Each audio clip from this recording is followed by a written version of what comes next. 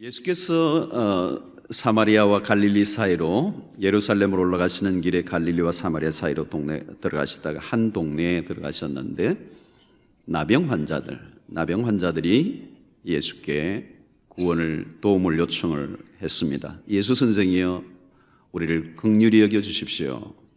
그때 그들의 부르짖음에 우리 주님께서 즉시 응답을 해 주셨습니다. 그러면서 그 나병 환자들에게 무슨 말씀을 하셨는가 하면 가서 제사장들에게 너희들의 몸을 보여라. 이 말은 곧 치유가 됐다 이런 얘기예요. 그 당시는 이 나병 환자 오늘날도 그렇지만 이 격리된 삶을 살아가는 공동체로부터 분리된 삶을 살아가는 그들에게 나병이 나아도 막바로 가족에게로 돌아갈 수 있는 것이 아니고 반드시 제사장에게 그 몸을 보여야 그리고 확인 절차를 거쳐야 자기의 가족의 품으로 돌아갈 수가 있었습니다. 그러므로 예수님께서 가서 제사장에게 내 몸을 보이라 이 말은 너희 몸이 이제 나을 것이다 이 말씀입니다. 이 예수님의 말씀을 들었던 나병 환자들 10사람이 그 말을 듣고 얼마나 신이 났겠습니까? 다른막질을 치면서 아마 제사장에게로 갔을 것 같아요. 그런데 이 오늘 14절에 보면 그들이 가다가 깨끗함을 받은지라. 가다가 금방이 아니고 막 뛰어가는 가운데에 나음을 입었습니다. 아마 이제 100m 한 10초로 달렸는지 얼마나 흥분했겠습니까? 그래서 열심히 달려서 상당한 길을 갔던 것 같아요. 그런데 오늘의 스토리에서 중요한 것은 9사람은 그냥 가버리고 나았다라고 하는 그 사실 앞에 감사해서 와서 예수님이 감사한 사람은 딱 한 사람밖에 없었다는 겁니다. 그래서 예수님이 질문을 2가지 오늘 본문에 던지는데 17절에 이런 질문을 예수께서 대답하여 이르시되 10사람이 다 깨끗함을 받지 아니하였느냐? 그 9은 어디 있느냐? 18절에 또 다른 질문은 뭐예요? 이 이방인 외에는 하나님께 영광을 돌리러 온 사람이 없느냐? 이 이방인 한 사람이냐? 이런 2가지 질문을 하셨습니다. 이 질문에서 우리는 감사에 관한 한 2가지 어떤 경향을 찾아볼 수가 있어요. 첫 번째는 감사의 희귀성입니다. 희귀성. 10명 중 5명이 아니고 6명도 아니고 7명도 아니에요. 10명 중 9명이 감사하지 않았다는 거예요. 나병이란 여러분 어떤 것인가 하면 오늘 시대도 사실 현대의학으로 나을 수 힘든 그런 것입니다만 그 고대사에서는 더욱더 그랬죠. 나병이라는 말은 결국은 죽음의 병입니다. 온몸이 썩어 들어가는 재앙과도 같은 그 시대는 하나님의 저주를 받았다 이런 판정을 받는 병이었습니다. 정말 심각한 질병, 그 질병에 걸리면 온 공동체로부터 격리된 삶을 살아갈 수밖에 없는 사망 선고와 같은 거예요. 그러면 오늘 여기에 나음을 입었다라고는 이 말은 그냥 피부병 정도가 나았다는 얘기가 아닙니다. 독감 정도 나았다 이 얘기가 아니거든요. 요즘으로 치면 말기 완전히 사망 선고를 받은 말기 암 환자와 같습니다. 그런데 어찌 9명이 돌아가고 1명만 감사할 수 있겠는가? 마땅히 10사람 모두가 이 정도의 질병에서 끔찍한 저주와도 같은 죽음과 같은 이 질병에서 나았다면 10명이 다 왔어야 돼요. 한 사람 혹 인격에 파탄이 나서 도무지 감각이 없어서 한 사람 정도 인격이 좀 삐뚤어져서 그냥 돌아갔다면 한 사람이 돌아갔다면 그것도 좀 문제가 있는 사람이 돌아갔다면 이해가 되는 얘기예요. 그런데 거꾸로예요. 9명의 사람이 그냥 집으로 돌아가고 한 사람만 왔다라고 하는 이 부분에서 우리에게 느끼게 주는 메시지는 뭐냐면 대세예요. 이게 대세. 그럼 이거는 일반적 경향이라는 얘기예요. 9명이 감사하지 않았다라고 하는 이 스토리를 통하여 우리에게 주시는 메시지는 뭐냐면 인간의 본성적인 거라는 거예요.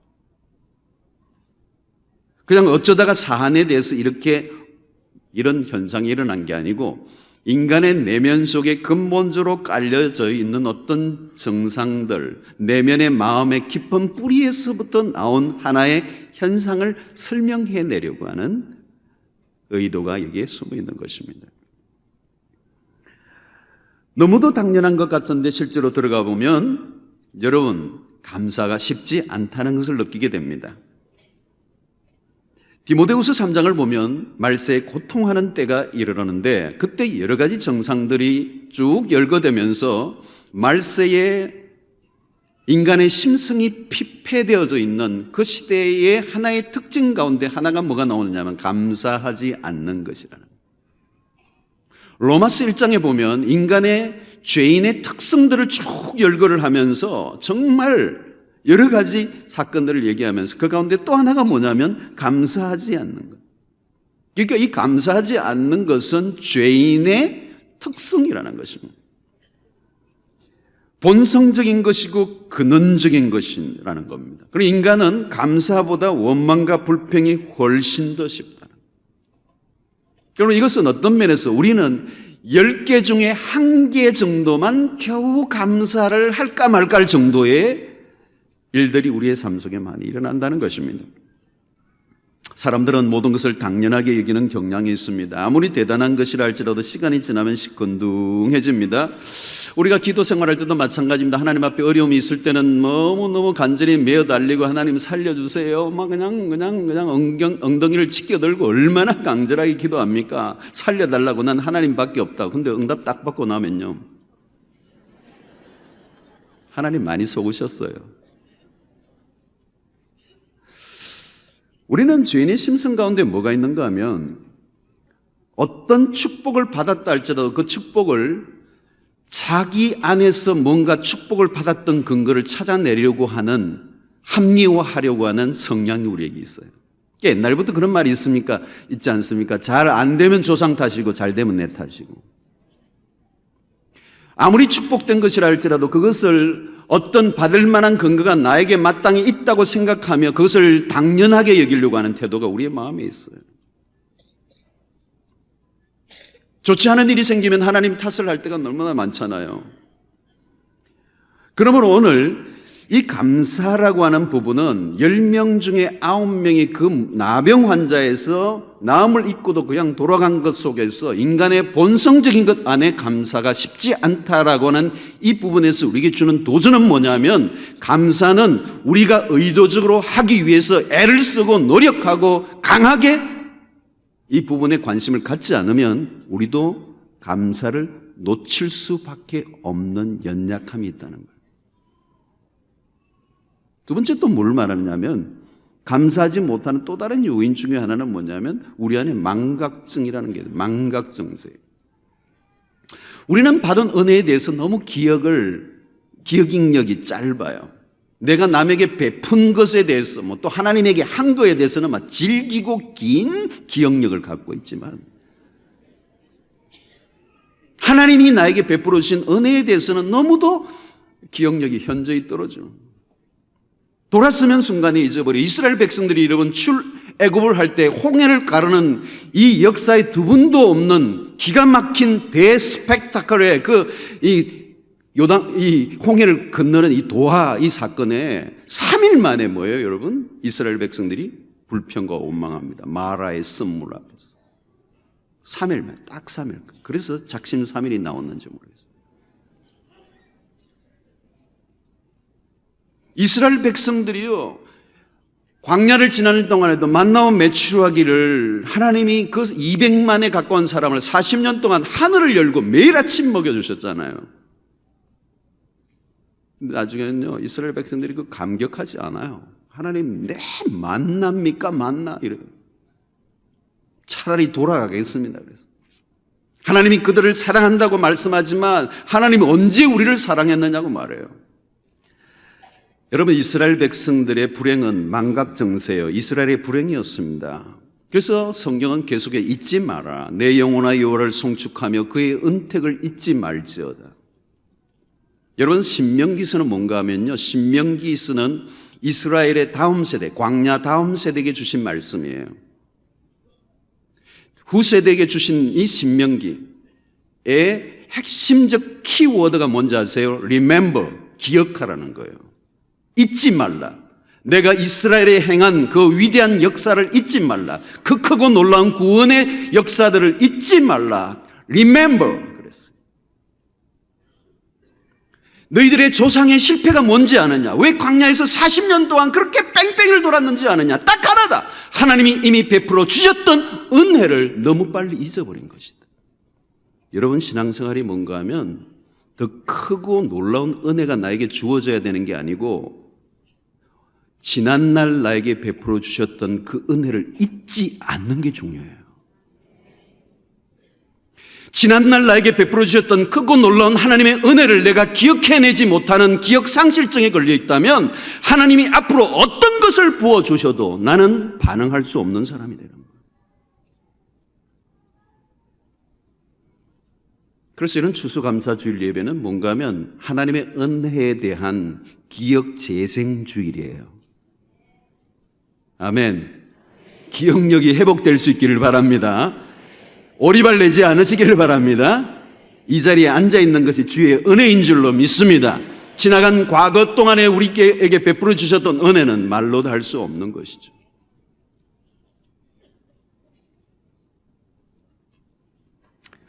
주님이 두 번째 하신 질문이 뭐냐면 18절에 이 이방인 외에는 하나님께 영광을 돌리러 돌아온 자가 없느냐. 주님이 섭섭한 표현이에요. 왜냐하면 마땅히 유대인들이 와야 돼. 이스라엘 사람들, 하나님을 알고 하나님을 믿어왔고 하나님의 은총 속에 살았던 그들이 오히려 더 마땅한 반응을 베풀어야 하는데 어찌 이방인 한 사람만 왔느냐. 이 말은 뭐예요? 은혜의 의외성이에요. 이 감사의 은혜, 의외성. 의외의 사람이 감사한다는 거예요. 정말 감사할 사람은 감사 안 하고 전혀 의외에 감사하지 않을 것 같았던 사람이 감사하는 거예요. 교직생활 오래 하신 분들이 그러더라고요. 자기가 막 그 학생들 가운데 잘 대해줬던 애들은 안 찾아온대요. 오히려 막 꿀밤 맞고 막 얻어터진 녀석들이 선생님 은혜 못 잊어요 이러고 온다는 거예요.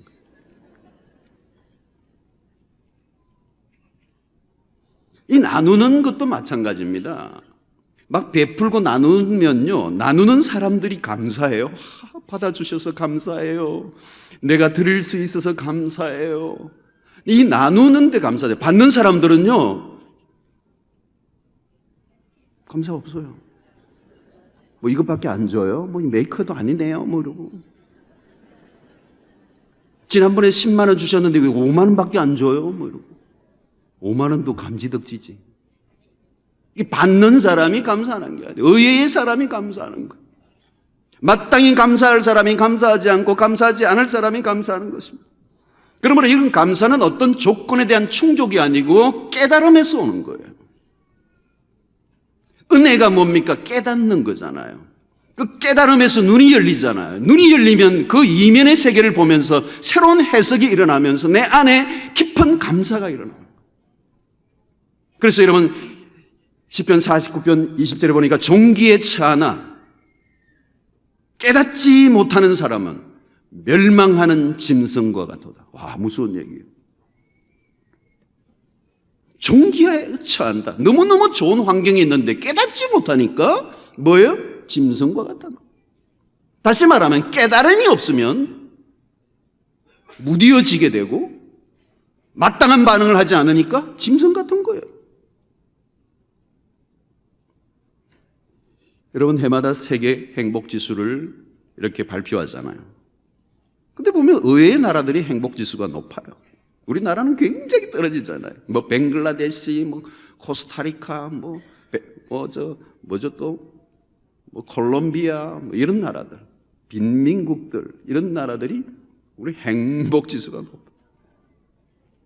아프리카도 제가 가보니까 뭐 이런 그 별거 아닌 걸 고무 같은 거를 말아가지고 이렇게 공 비슷하게 만들어줬는데 그거 가지고 얼마나 행복하게 노는지.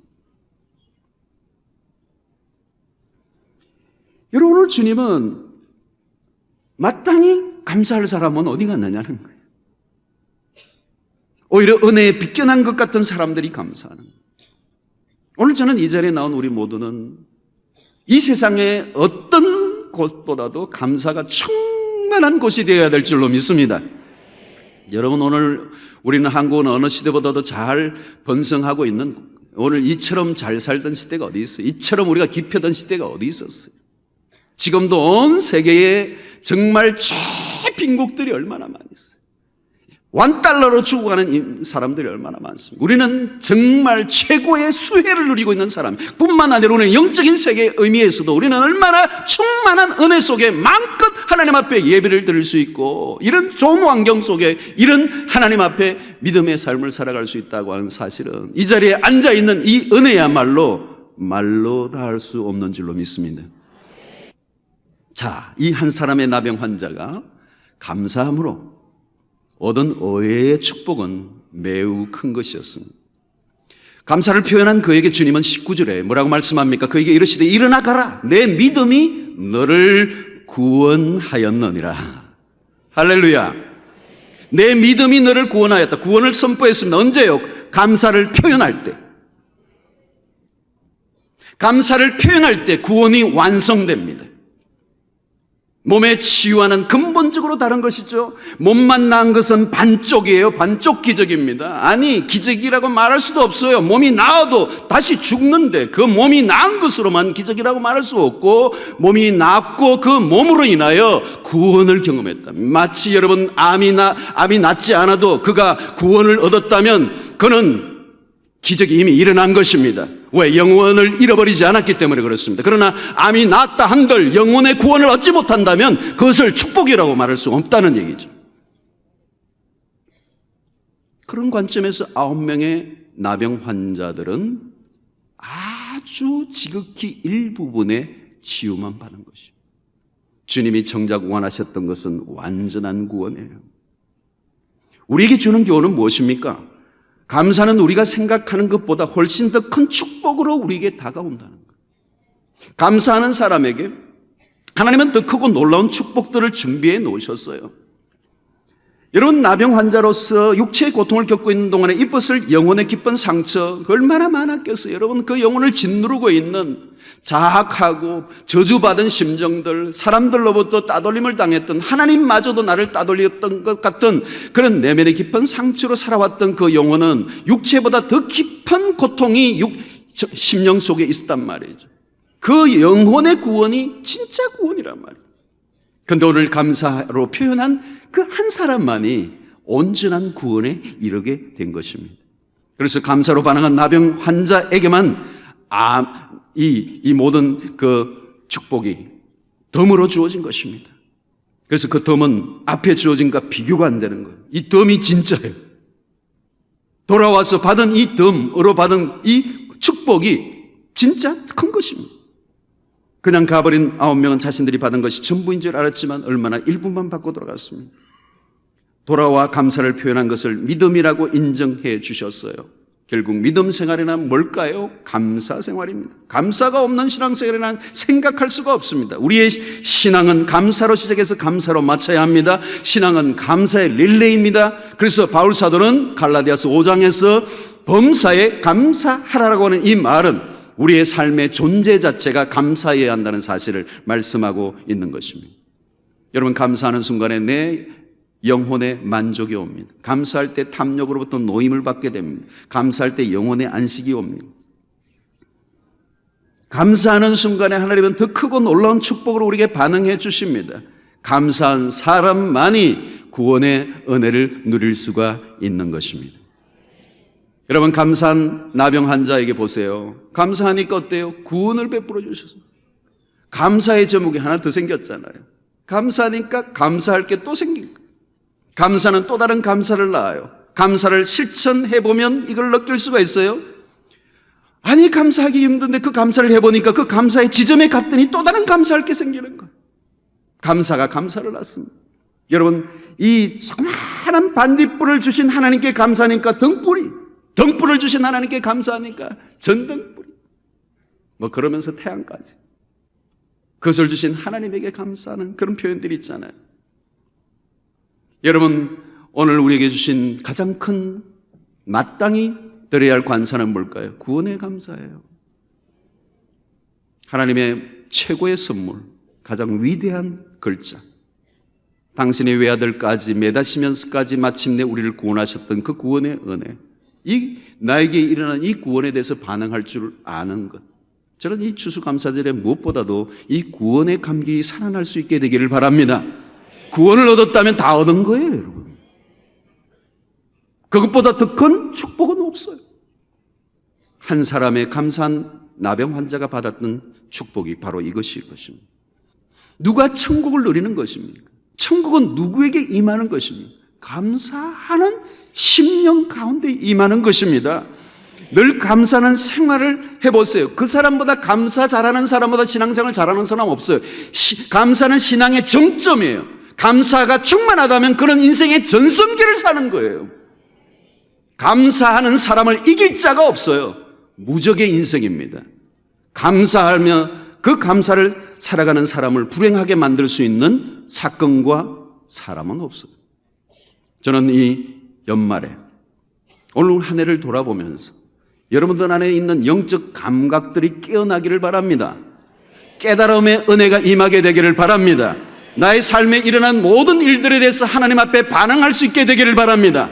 그 일이 그냥 무관하게 일어난 일들인 것처럼 무덤덤하게 대하지 않게 되기를 바랍니다. 여러분들의 감성이 살아나게 되기를 바랍니다. 표현하시기를 바랍니다. 반응하시기를 바랍니다. 감동하시기를 바랍니다. 감탄하시기를 바랍니다. 여러분, 이 감탄사를 많이 하세요. 우리 아이들도 보면 기를 때 보면 여러 아이들이 있는데 어떤 아이는 뭘 별거 안 줬는데도 고마워요. 뭐 얼마나 예뻐요. 더 주고 싶어요. 근데 저도 입이 나오는 뺏고 싶어요. 뺏고 싶어. 여러분 감탄하세요. 하나님 앞에. 하나님 고마워요. 여러분 이 기독교 문화가 있는 이 서구의 사회는 최고의 축복의 언어가 뭔지 아세요? 땡큐예요. 땡큐. 그냥 땡큐예요. 땡큐. 얼마나 땡큐를 많이 하는지 그냥 밟히고도 땡큐 그래요. 공산주의의 비극은 뭔지 아세요?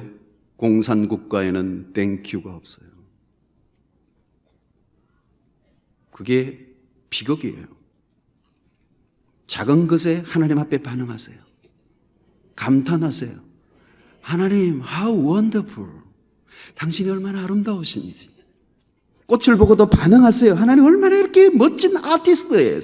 와우. 한국은 우와.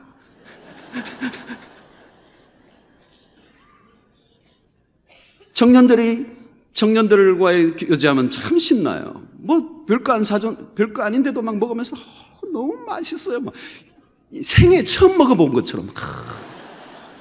연세 드신 분 드리면 많이 먹어봤는데 이건 좀 맛이 갔네 그러고. 이 감성이 자꾸 줄어들 때 위험한 겁니다. 늘 소년처럼